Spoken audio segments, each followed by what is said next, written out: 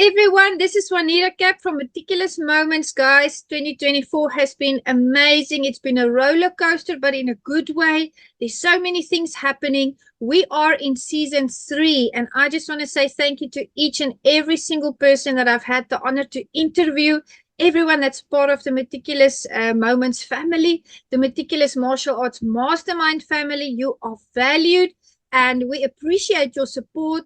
There's great things coming up this year, a couple of interviews that we have special invites to, and a lot of events that we are going to be covering. And I'm also giving a shout out to New Beginnings Motivation, who's our official sponsor, David Vrablik, for 2024.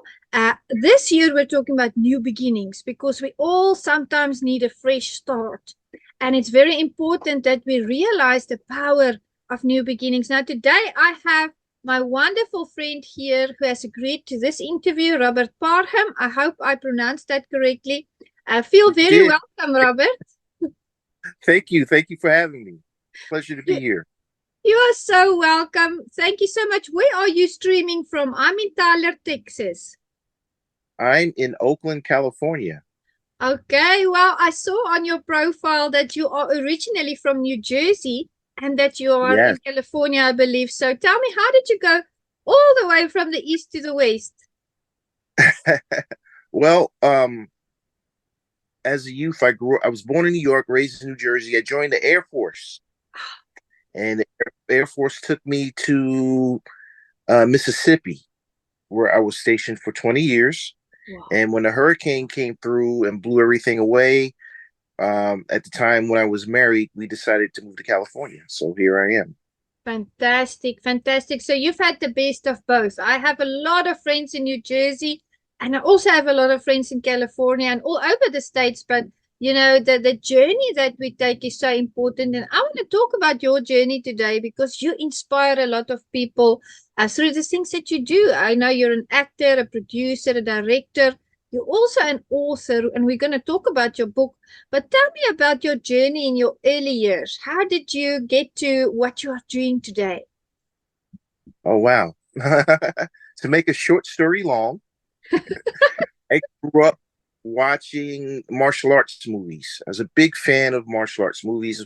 My dad studied martial arts. We would go see Sonny Chiba, Bruce Lee, Jim Kelly, Ron Van Clief, and I wanted to be like them. So in my quest to be like them, I studied martial arts. I became a champion martial artist. And it came to the point where I didn't want to compete anymore. I wanted to do something different. Mm-hmm. And I said, well, let's give it a shot. You know, I had a friend who was in the movies, and he got me to be an extra on a couple of sets, mainly Under Siege, and a few other films. One of them with Al Pacino. I actually got to meet Al Pacino as an extra. And then when I ventured to California, I wanted to pursue it even more. And I connected with one of my childhood heroes, Jim Kelly. And he kind of mentored me through this. Then I met some other great people who mentored me through, Fred the Hammer Williamson, Conan Lee, my cousin, Gloria Hendry, and a couple other people kind of helped me through, and I just decided to start doing this on my own, and there it is. Incredible. What style of martial arts did you start out with? I started when I was a youth. I started in Taekwondo, and then I studied Tai Chi, Jiu-Jitsu, Kung Fu Wushu, and then in my adult years, I studied a martial arts system called Comba-Tai. Oh, wow. And that's what I teach now. Yes. Fantastic. The styles, it's so important to be versed in a lot of styles. I work with a lot of martial artists, and it really just imparts all of that more knowledge and wisdom into us as well when we look at the different styles and how they overlap and how they differ. And it just makes us all round better, I believe, because it trains our minds, our body is conditioned, we have that muscle memory. It sounds like you had a wonderful adventure. Now, I know adventures aren't always just positive, right? If we look at a good film, and it's an adventure, it's an action comedy. There are ups and downs, and there's aha moments, and moments where we just feel maybe something connects or resonates with us. What was your adventure like? Did you have a lot of ups and downs, and do you want to mention some of them? I've had more ups than downs. I tend to look at life on a positive level because we're not going to be here forever. So every day that we wake up is a blessing for Yes, me. man. Some of my downs, I would say, in my competitive career, one of the big downs I had was fighting in a tough man competition and losing in the finals to the local guy. And that's on YouTube. So you guys look up Parham, tough man, and tell me if you think I lost that fight. So that definitely was a downer. Um, in my military career, not being selected as an alternate to go to the Olympics in 1988, and because of a decision of my commander, was a downer. Yeah. What other personal? I really don't look at things as a downer. I look at them as lessons. Lessons. You know, Yeah. relationships, friendships. I'm generally just a happy and pleasant guy, so I don't really talk about negative things, I guess you would say, because everything, once, as I said, everything is a lesson. It's a blessing or a lesson, one of the That's two. it. Yeah, Uh, we also learn, that you either win or you learn. And you right, fit in right with us here at Meticulous Moments, Robert, because we are all about community upliftment through leadership development. And upliftment has to do with good energy like you have, and positivity like you have, and looking at life like you do, because we all have, every single day, we have the same chance, all of us. And it's our mhm. decision what we make with that day. That's correct. That's correct. I mean, life is a fleeting joy. I Yeah. turn around, I was just 18 years old. Now I'm 58. I'm like, whoa, what happened? Whoa. I was a Time kid. I was passes. a kid. Yeah, I was a kid watching Muhammad Ali and Reggie Jackson on TV, and wow, what happened? Where did the time go? I got kids. My kids are grown. I'm like, wow, that was quick. That was fast. So It's you just fun. got to keep your head up. You You have know, to. You have to keep punching. You have to keep rolling with the punches. You have to stay positive and keep that vision and that goal. Now, the industry that we're in, working with films, working with martial artists that go into films and do amazing things, it's such an impactful industry, because a lot of the martial artists that I work with, that I know, that's in my group, they started out like me, watching those films and seeing something in those characters that was, empowering. And they had that drive and that want to be all that they can be, to mm-hmm. discover all that they can do. So the industry that we're in is very, very powerful. I don't think we always realize just how powerful a film can be in someone's life. But you don't just make films as well. You also studied business management, I believe. Business Yeah, management. I have a PhD in business administration. I do. So, Fantastic. knowing this business, you have to know how to weave in and out the ups and downs, contracts, et cetera, and so forth. So, got to know your business. You do have to know the principles. And I always say that I interviewed Carlos Machado the other day as well, and we were talking about how we both believe that taking principles from martial arts and applying it in business, helps. I applied in all areas of my life: the way I raise my children, the way I conduct myself in person, my character, what I do when I'm merging with companies or when I'm working on a project. Having that foundation, knowing about the business administration and management, I'm sure is a huge plus for you. I'm glad you said that. I'm going to give a plug to my good friend, Grandmaster Jesse Bowen. We just got this book out, Elite Martial Artists in America. And in this book, I speak exactly about that. I have a chapter in this book about applying business skills in the martial arts and vice versa. Wow. Wow. Impactful, very impactful. And that is, as I also said the other day, I said, I will go to conferences because I travel globally and I go to conferences. Sometimes I do public speaking events. Sometimes I attend, or sometimes I go and do maybe a kata or something, and they have it there as a section of the program. And it's so wonderful that when I meet other martial artists, I haven't even discussed the fact that we're both martial artists. We just connect. It's almost like we share the same energy and we already understand each other. And then later in the conversation, we'll be like, oh, you also do martial arts. We are connected as a martial arts community, as a family. And it's something I can't explain, but all I can say, it's wonderful. It's that spirit that we have, that we evoke, that energy, the warrior spirit. A warrior recognizes another warrior without even discussing martial arts. So we just know. We just know. You said it. So that was very well versed. A warrior recognizes another warrior. Now, you wrote an excellent book as well.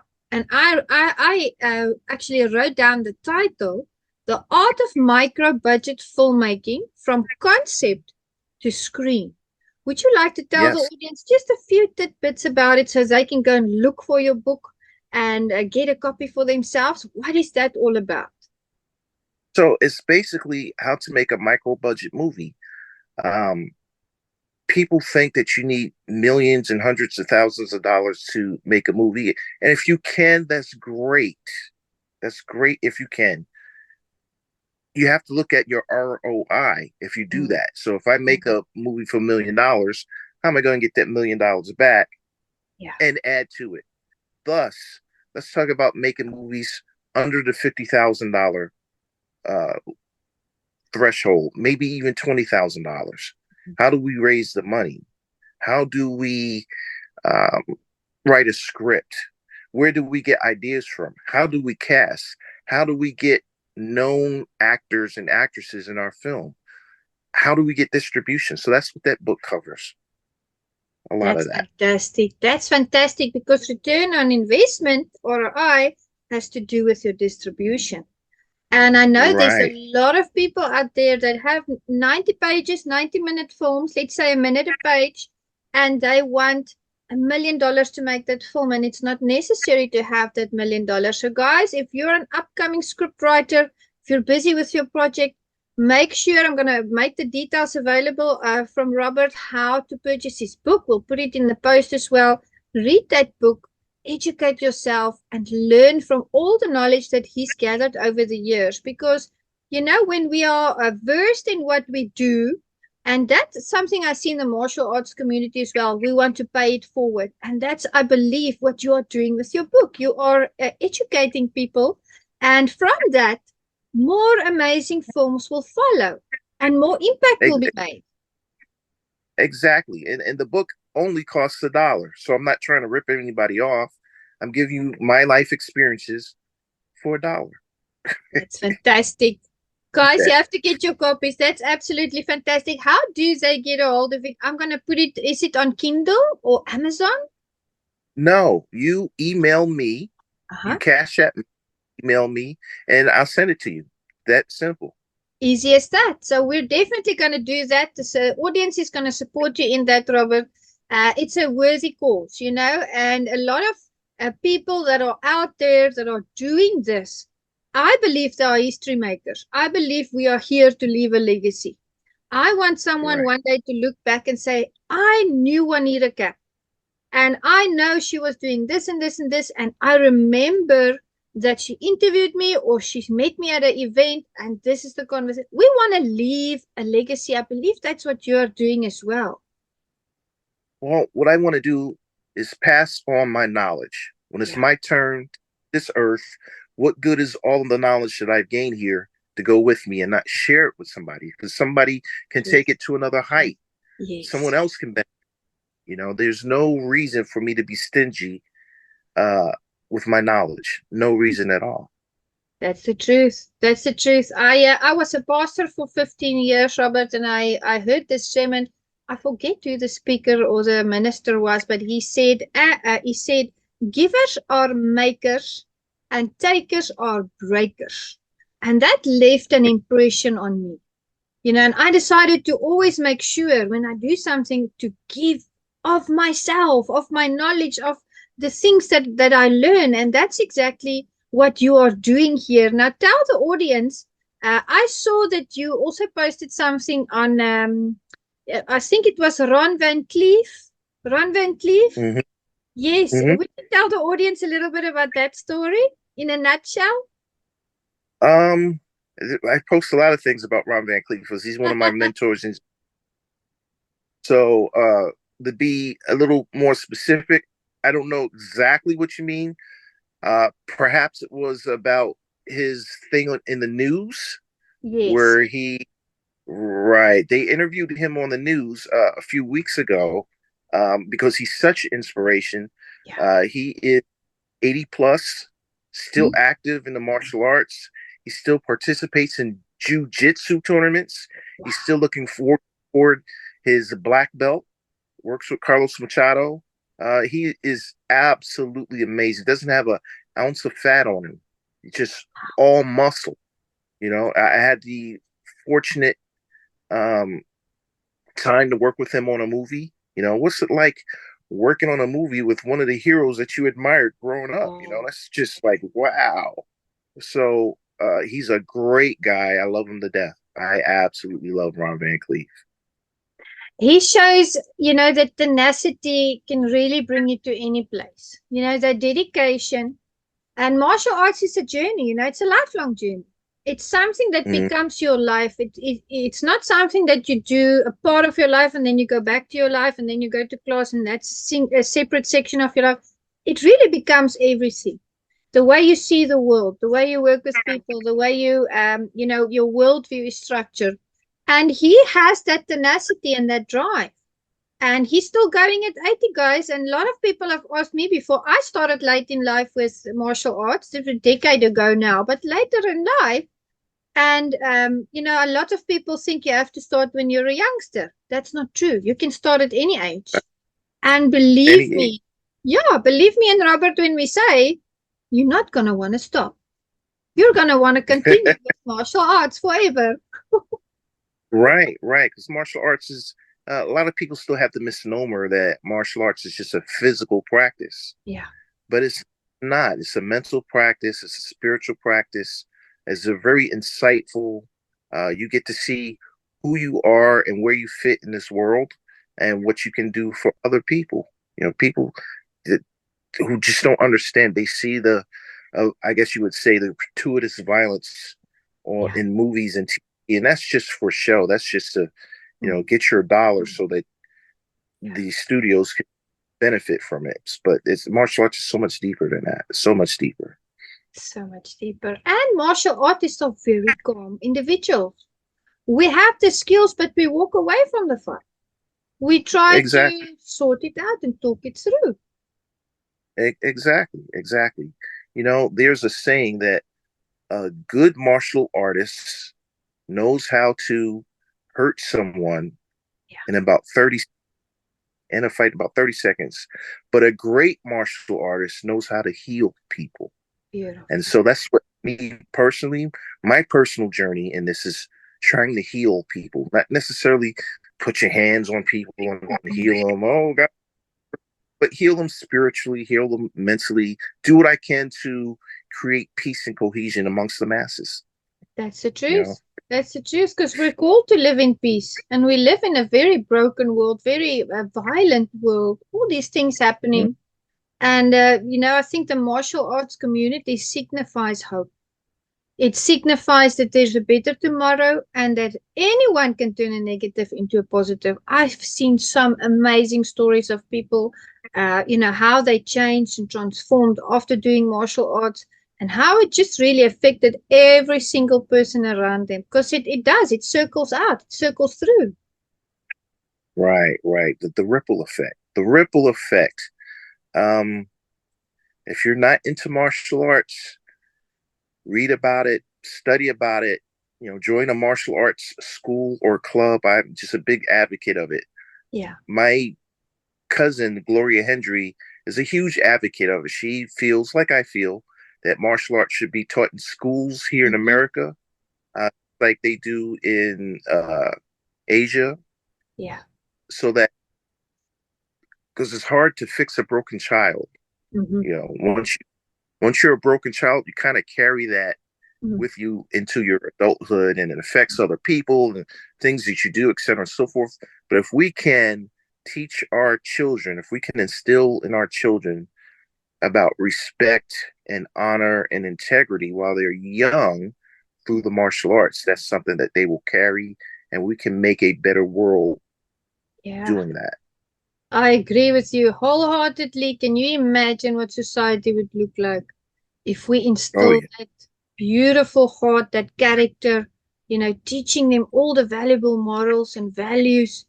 That would be amazing. Just disciplining them in a most beautiful way, teaching them how the world is supposed to work. So we need to press for that. We need to speak to our educational systems and bring it under their attention that can only be beneficial for the generations to come, because our kids are our future.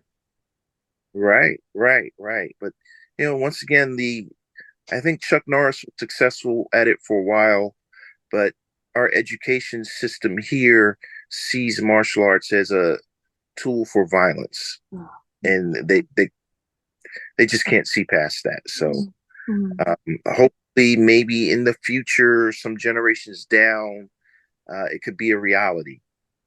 Absolutely. We'll stay hopeful. We'll stay in prayer that one day will become a realization. You're an author, and we talked about your book, but I want to know, are you busy writing another book at the moment? When's the next book coming out? Because I know once we start writing, we want to continue. Well, at the moment, I'm writing 2 scripts. I'm in post-production. I'm going to plug my movie post-production because I not only do martial arts, but I want to expand my horizon. So I'm post-production of my movie, Cocaine Roach. Yay. I have to work with Lawrence Hilton Jacobs and Todd Sinofonte, and some other projects I'm doing, Beyond Darkness, The Thirst, Mama Don't Take No Mess. So I've got projects lined up. And do I plan on writing another book? Yes. Good. I do plan on writing a part 2 to the micro budget book. Fantastic. To help people find the resource, to know exactly where to go to find the resource that they need, whether it's a website or your local store, et cetera, and so forth, who to call, who to connect with. I do plan on doing that. That is incredible. We can class it as community work right there. Educational work right there. Something that will really assist. Because there's a lot of people that I know that are writing scripts. And I know they don't always know how to get distribution. They don't always know how to speak, to the angel investors. And this can only have a positive effect. Now, I saw on your Facebook that you also posted the Grandmaster Eric Lee's karaoke event. So tell me, how are you connected with Grandmaster Eric Lee? Eric is a good friend of mine. We go. I first met Eric at an event. What was that? The Long Beach Internationals. I think I met Eric at. I think that's where we were, and we just had just chop up. And then when I moved to California, we reconnected at several events, Dragon Fest, and just different events, and we just rekindled a relationship. And he's a great guy. He's a gentleman who is very comfortable in his skin. If you know him outside of the martial art, what he does outside of the martial arts, he helps people. He loves to have a good time. He loves to sing. I just love Eric Lee. He's awesome. He's awesome. That's wonderful. That's wonderful to see how you connected and how you've been building that relationship, that long-lasting relationship And, friendships are so valuable. I always tell people that the dojo is my second home. And my kids also do Right. karate with me. We do Shorin Ru, Shorin Kan, but we also do kickboxing, boxing, jiu-jitsu, Brazilian jiu-jitsu, self-defense, bladed and wooden weapons. But the dojo is our second home. I'm either at home or I'm working or I'm at the dojo. And that's where we build our family ties, our martial arts family ties. Right. So that's how it works, You're guys. so But right. I'm either at home at the office, which is at home, my home office, or at any martial arts event. So there it is. I don't. Students run the dojo down in Mississippi, yeah, and I teach private lessons. So yeah, there's my life. There it is. there it is. That's how it goes. That's how it goes. And I saw very wise words of wisdom from a photo that you posted with this cowboy sitting with his horse. And I'm going to read it to the audience. And I want you to illustrate to us what that means to you, Robert. It says, when you have more years behind you than ahead of you, you think about life differently. Yes. Yes, yes. As I alluded earlier, there's a saying that says life is wasted on a youth. Mm. I don't believe it's wasted on youth, but when you're younger, you tend to think you're gonna live forever. Mm-hmm. You make a lot of mistakes. It's a learning process in your youth, and then when you get older and you realize I'm not gonna live forever. Let me get right with myself. Let me get right with God. Let me get right and do right. Because life is a fleeting joy. We're just not going to be here forever. You have to prepare for your next journey, wherever that may be and wherever that may take. So you just want to do right. Yeah. Because we That's what it always have means. that You choice. look at life totally different. Exactly. Exactly. Life is just so short. So, you know, what's the average American live to be 76 years old? 76 years is not a long time. That's not a long time. 76 years ago was what, 1950 something, 1940 something. Yeah. That's not a long time. It's just not. you know it was that 7 presidents back. Yeah. Seven or Yeah. It's not a long Probably 7 or 8. you know, it always comes down to our choices. I agree with you completely. Our choices have consequences.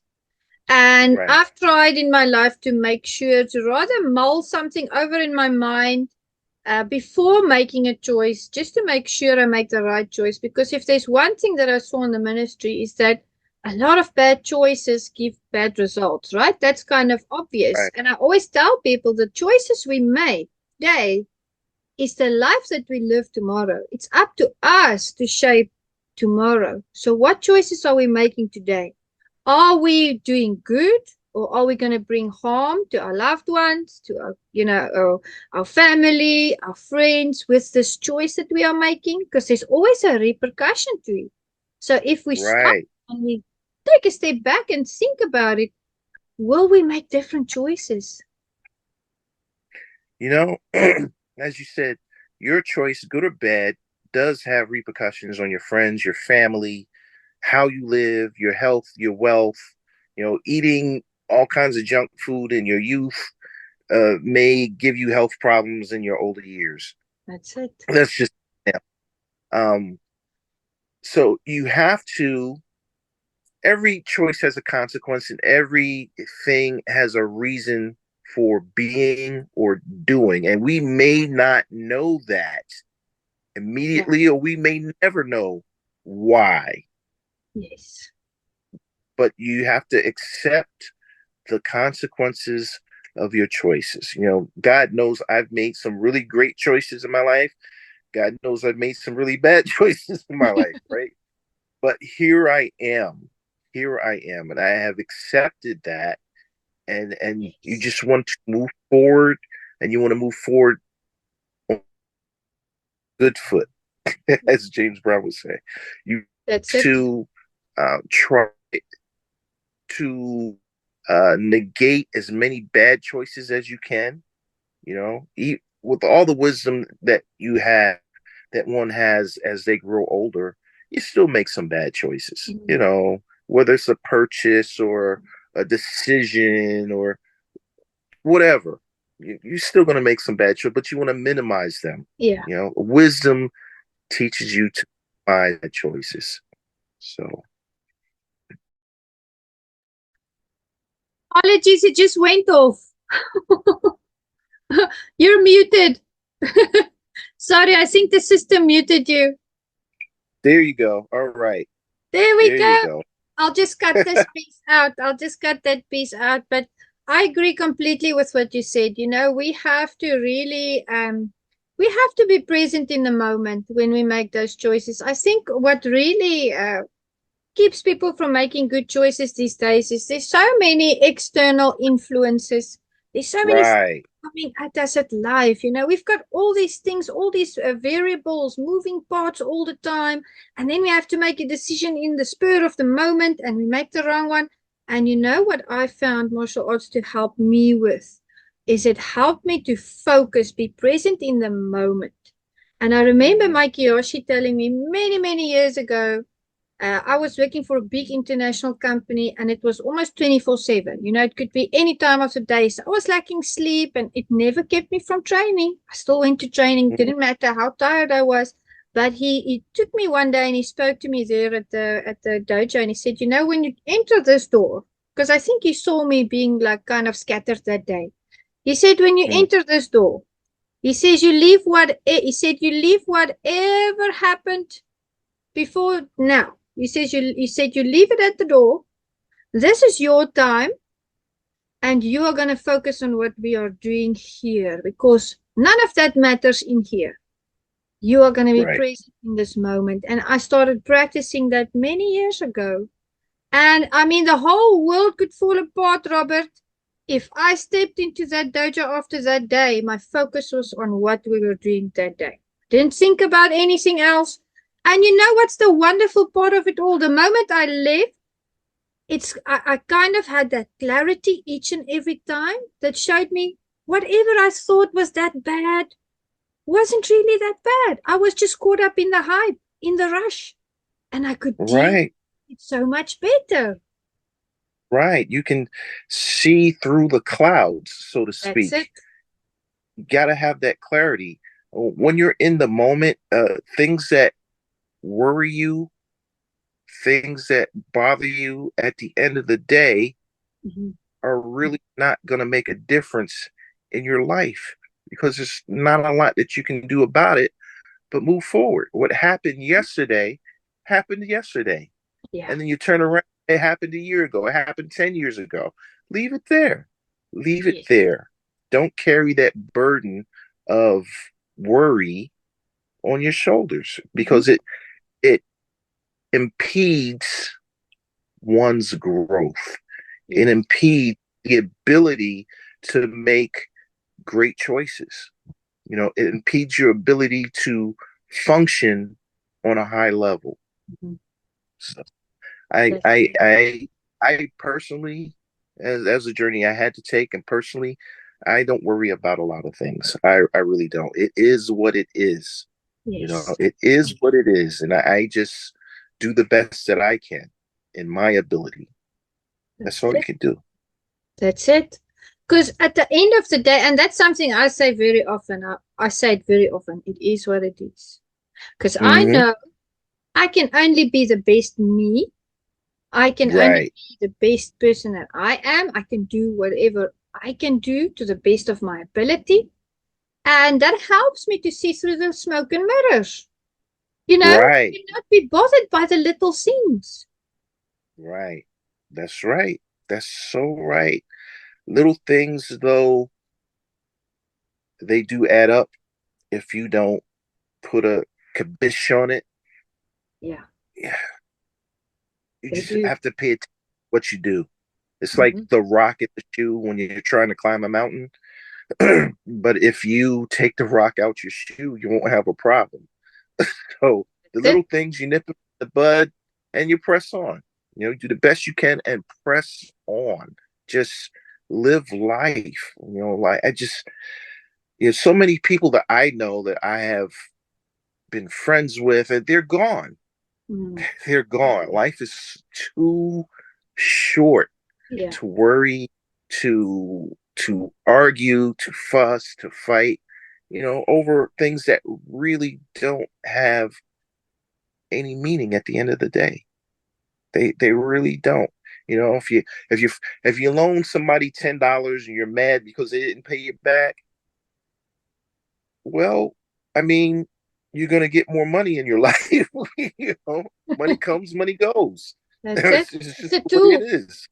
That's It's a it. tool. It's a tool. It shouldn't define who you are Yeah, or what you're about. If exactly. you argue about, I don't know, because I don't, I separate myself from people and situations where people get mad and enraged and this, that, So I don't even know. But if people argue about, I don't know, what do they argue about? What do people argue? Whatever it is you're arguing about doesn't really matter at the end of the day. It just doesn't. It doesn't. If you arguing with your loved one, think what your life would be like without your loved one. Mm-hmm. You're gonna miss that, aren't you? Yeah. If you're arguing about, uh, like I said, money or these tangible physical things here on this earth, at the end of the day, when it's your time to leave, someone else is gonna own your stuff. Someone else is gonna be driving the Can't car take it that you with you. had. Yeah. You can't take it with you. You just can't take it with you. So don't worry about it. I mean, make sure you handle your business, but don't let it sit on your shoulder. Yeah. Don't let it bring you down. That negative energy, that negative Mm. aura, it's no good. It's no good. None at all. That's it. And having that mindset only takes us higher. Because as we rise, what do? We lift. And when we are Mm-hmm, positive, that energy spreads. When I do public speaking events, I hold the energy in the room and I mm-hmm. bring that upliftment so that people can see, forget about all the small things. And you said something very impactful. You said a warrior recognizes a warrior. Think about a warrior on a battlefield. If he had to be distracted by every little thing, he wouldn't make it through the battle. But because he's Yeah, focused and he's positive and he believes deep in himself he can do this, he can survive, he can defeat his enemies, what does he do? He does exactly that. exactly. Exactly. And your warrior spirit not only is it against or with other people, but it should be with yourself. There Do we you go. recognize in yourself that you're a warrior? Do you recognize in yourself what your shortcomings are? How to deal with certain situations? Do you know that you have a habit that may be distracting other people? Mhm. How do you fix yourself? It's like a balloon at a birthday party, a helium balloon, and it's being held on the ground, and they Mhm. tie things to it. It stays on the ground, but once you let things go, it rises. It Yes. rises. It rises to infinity until it can't go anymore, and it bursts. So that's where we want to be. Yeah. That's the that we want to be, not only martial artists, but just as basic human beings on this earth. That's it. You know. I agree with you completely. Introspection is so important. And I made a choice very long ago in my life because I know my shortcomings and I know there's things I work on every day. I also know my strengths, but I do Mm-hmm. introspection, daily. What can I change? How can I be better? And when we do that, we realize that living a life of giving people the benefit of the doubt and cutting them some slack because we are not perfect. That really builds those long-lasting friendships and relationships, just knowing that none of us are perfect. And I think that's a good way to look at people and the world, because we're all just trying to be the best version of us. We are. I'm gonna take a quote from Bruce Lee, who says it's not the daily increase, but the daily decrease. It's like a sculpture, you know. You don't add on to granite, you chip it away until this perfect thing or near perfect piece of art is displayed. So we have to chip away at what our shortcomings are. We have to chip away at our doubt, at our worries. We have to chip that away, you know. And it's a process. It's nothing that we can do overnight. It comes from wisdom and through the years, you know. So that's what we have to do. We have to chip it away. Very, very true. Very true. I find that a lot of people struggle with fears. And then, you know, when I've worked with them through the counseling or the training, even because the dojo can be as much as a counseling as a training session, because we're working with, you know, our minds as well. And I really find that people sometimes have fear that are so far reaching. It's so intense to them in that situation that actually the things that they fear, they realize later it wasn't even something that was a danger to them. And I think that's the same with doubt. We imagine all these things, we overthink all these things all the time. Focus, like we said, present in the moment, breathe. Our breathing is so important. And just, you know, dig deep within yourself and be that warrior that Robert was talking about. Find that warrior in yourself and say, this is not going to get me down. Maybe I'm going through a valley. Well, if you keep pushing and keep fighting, the next moment you're going to be on the mountaintop. So there's always hope. Always hope. Always hope. Fear stops us from doing what we can accomplish. Fear is all up here. You know, what do you fear? You fear what you think can happen, but not what actually is happening. That's what fear does. You know, I look at the days when I used to compete and I would fear a certain fighter or this fighter's size, and it was all in your head. Oh, what if you make up scenarios, and then when you get out there and just perform, it's like, oh, that wasn't that bad. You know? I just remember the person competing with you, they're also a little bit fearful. They're thinking the same thing. It wasn't that bad. You're okay.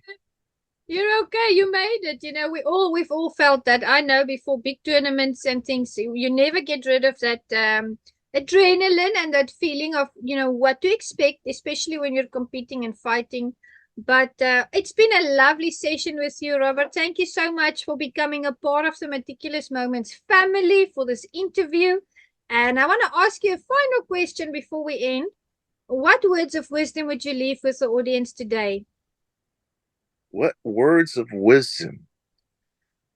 I would say believe in yourself and keep moving forward. Whatever you do, keep moving forward. Absolutely. Absolutely, guys. Let's do just that. And let's do it every day so that we can create that momentum. And Robert, thank you so much for sharing all your experience here with us. It was a lovely session. We're going to reach out to you for your book as well. I'm going to be posting this on all the platforms, and we look forward to the Meticulous Moments journey with you. Thank you so much, Us. Thanks for having me. Thank you so much. Us. Bye. Bye.